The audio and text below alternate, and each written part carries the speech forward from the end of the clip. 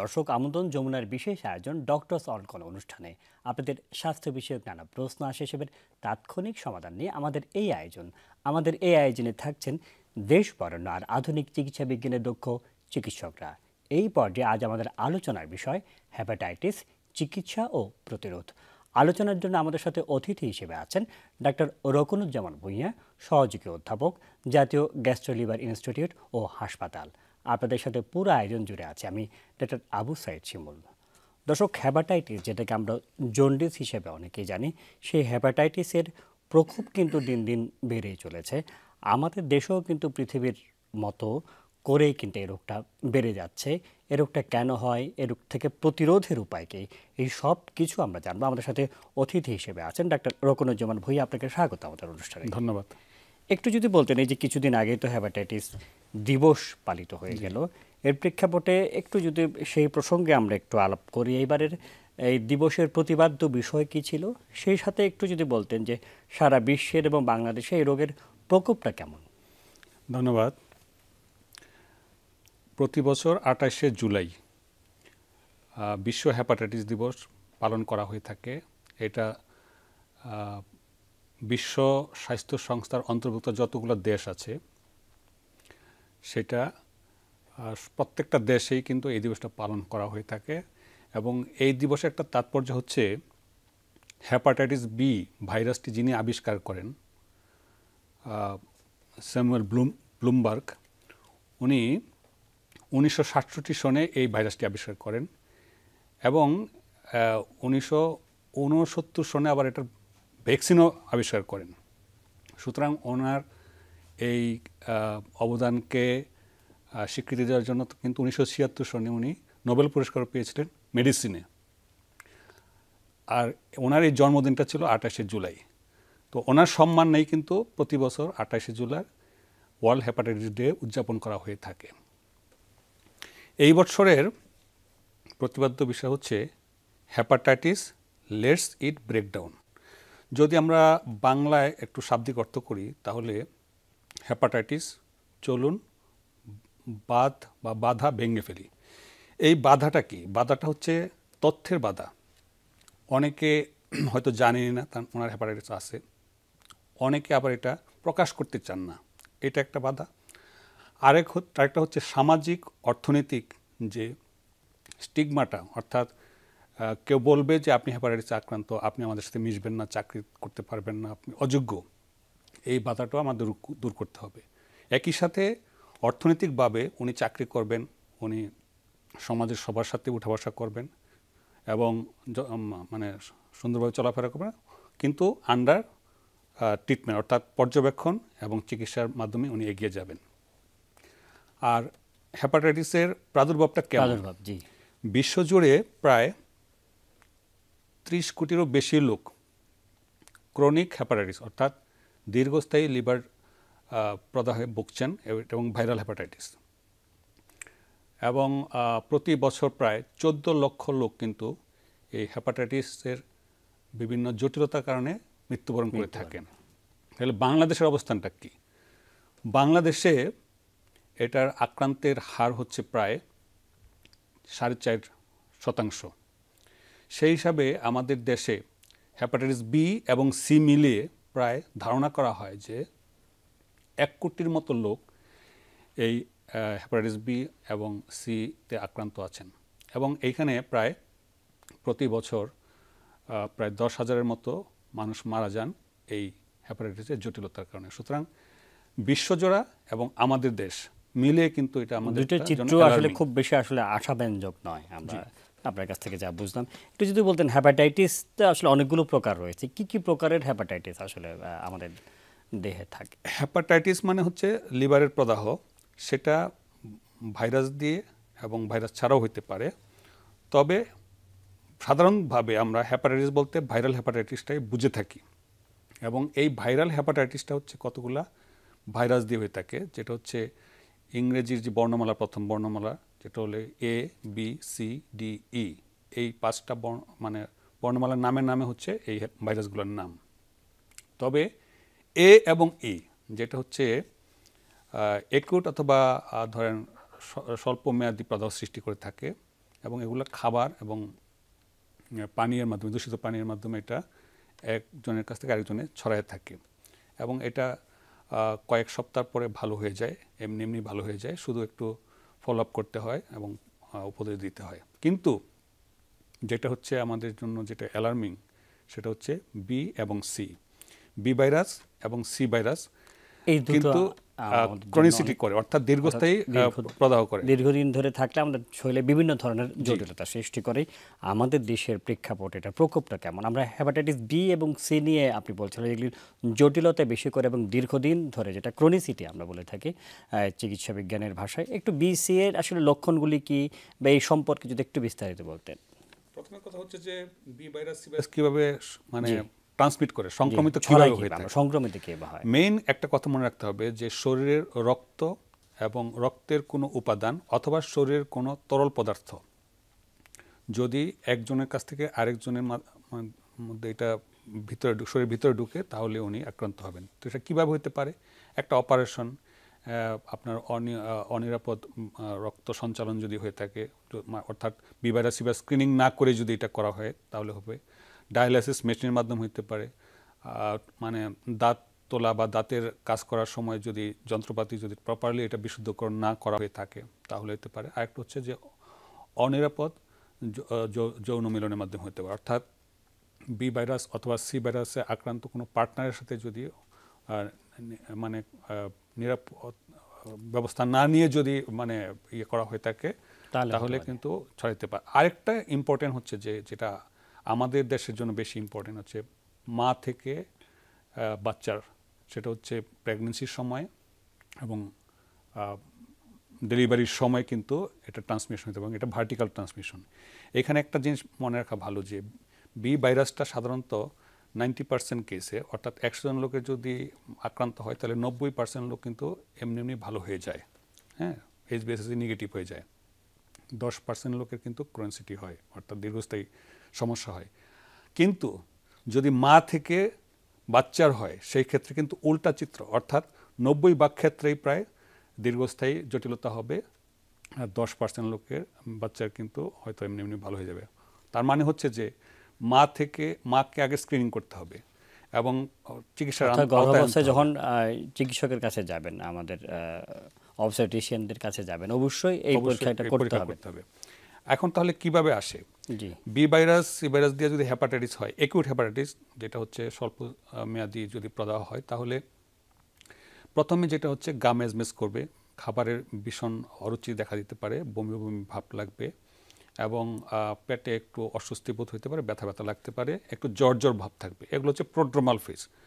তারপরে আস্তে আস্তে ওনার জন্ডিস দেখা দিতে পারে। জন্ডিসটা সেটা হচ্ছে চোখে একটু হলুদাভ বর্ণ ধারণ করবে এবং নখে এটা বোঝা যেতে পারে এবং একসময় সারা শরীরে একটু হলুদটে হয়ে যায়। সেটা হচ্ছে রোগী আবার অনেক সময় বলে থাকে যে আমার প্রস্রাবের রঙটা অনেক গাঢ় হয়ে গেছে, সেটা হচ্ছে।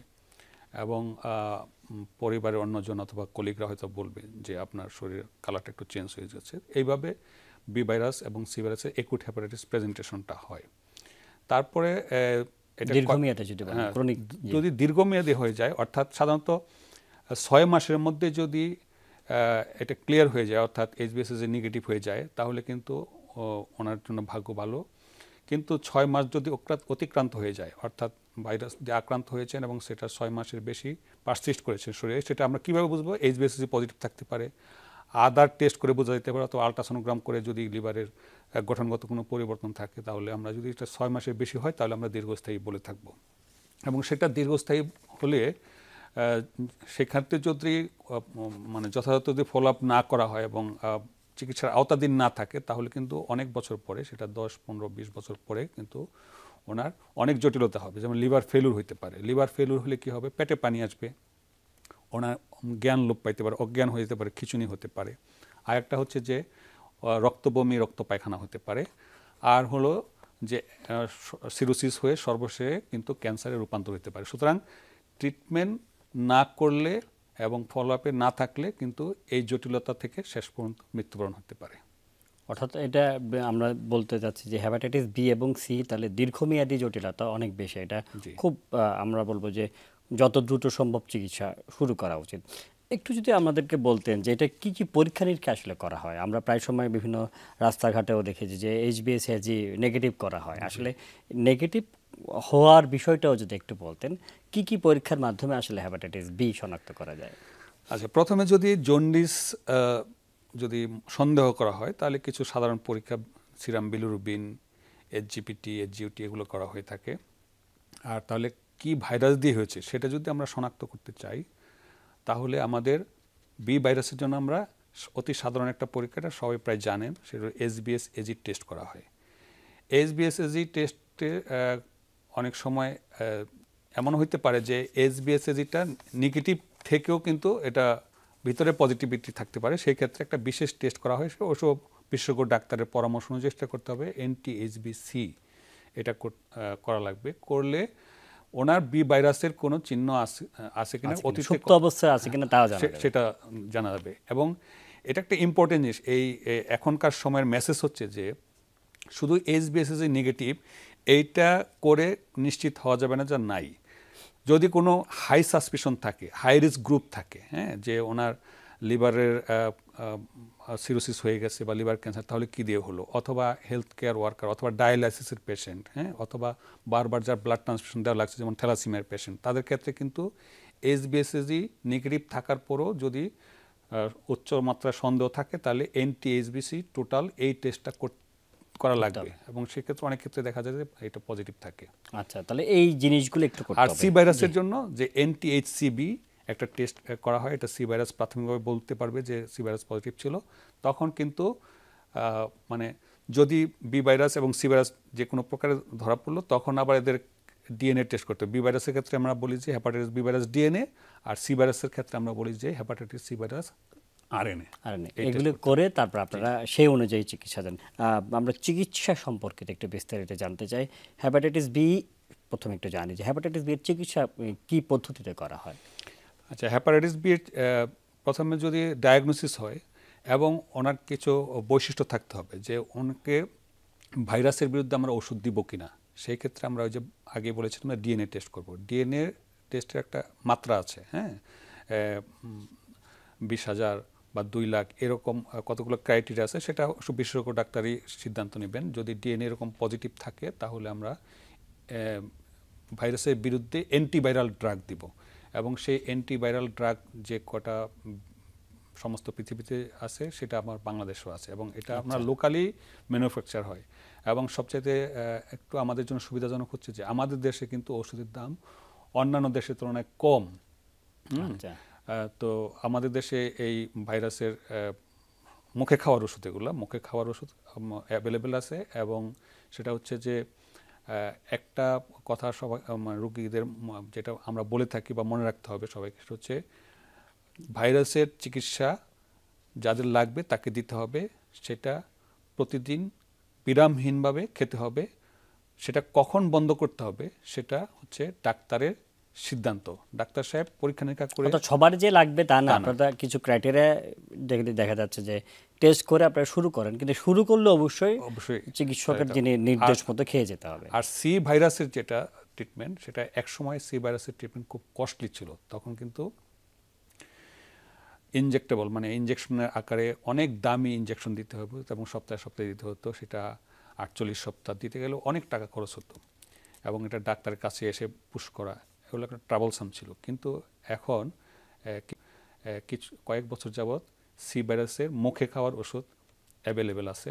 এবং সেটা সবচেয়ে সুখকর জিনিস হচ্ছে যে সি ভাইরাস দিয়ে যদি আক্রান্ত হয় এবং তাকে যদি মুখে খাওয়ার ওষুধ ধরেন 12 সপ্তাহ অথবা কোনো কোনো রোগীর ক্ষেত্রে 24 সপ্তাহ প্রতিদিন যদি খাওয়া হয় তাহলে দেখা যায় যে কমপ্লিটলি সি ভাইরাসের আরএনএটা ক্লিয়ার হয়ে যায়। এবং এটা মানে একটা ব্লেজিং বলা যায় আর কি। এবং এই ওষুধটা আমাদের দেশে অন্যান্য দেশের তুলনায় কম্পারেটিভ সস্তায় পাওয়া যায়। একসময় অনেক দামি ইনজেকশন ছিল, সেটা এখন আর লাগে না। অর্থাৎ এরকম ওরাল যে মুখে খাওয়ার ওষুধ সেটা দিয়েই এটা পুরোপুরি আসলে নির্মূল সম্ভব। আর ট্রিটমেন্টের ক্ষেত্রে যেটা হচ্ছে যে আমরা ভাইরাসের ট্রিটমেন্ট করলাম, কিন্তু যদি জটিলতা দেখা দেয় তাহলে ওই জটিলতার চিকিৎসা করতে হবে। যেমন জটিলতার চিকিৎসা হচ্ছে পেটে পানি আসলো, তাহলে পেটে পানি কমার ওষুধ দিতে হবে, মুখে খাওয়ার ওষুধ দিতে হবে, প্রস্রাবের সাথে বের হবে। যদি অনেক বেশি পেট ফুলে যায়, অনেক বেশি পানি থাকে, তখন পেটে আমরা একটু সুই দিয়ে পানি বের করে দিতে পারি। যদি রক্তবমি রক্ত পায়খানা হিস্ট্রি থাকে তাহলে আমরা এন্ডোস্কোপি করি। এন্ডোস্কোপি করে আমরা যদি দেখি যে মানে খাদ্যনালী শিরাগুলো ফুলে গেছে, যেখান থেকে রক্তপাত হচ্ছে, সেগুলো আমরা কিন্তু বেঁধে দিতে পারি। এটাকে আমরা বলি ইভিএল, এন্ডোস্কোপিক ভেরিসেল ভেন লাইগেশন।